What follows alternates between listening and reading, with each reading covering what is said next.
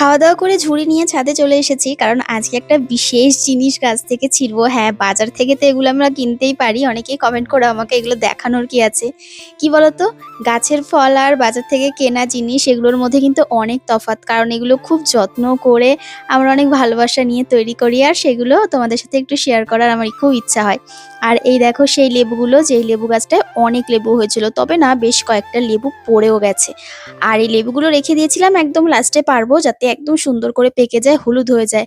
তো আজকে সেই দিন তো ভাবলাম যে কিছু, কিছু কাঁচা আছে তো সেগুলো থাকবে আর যেগুলো পেকে গেছে মোটামুটি ছেঁড়ার মতো বা তুলে নেওয়ার মতো সেগুলো তুলে নিচ্ছি। আর এই লেবুগুলো না ভীষণ মানে ভেতরে রস আর একটাও বীজ নেই ভেতরে। খেতেও বেশ ভালো মানে অনেকটা রস থাকে। একটা লেবু কাটলে মোটামুটি হয়ে যায় অনেকদিন। মানে ২-৩ দিন তো হয়েই যায়।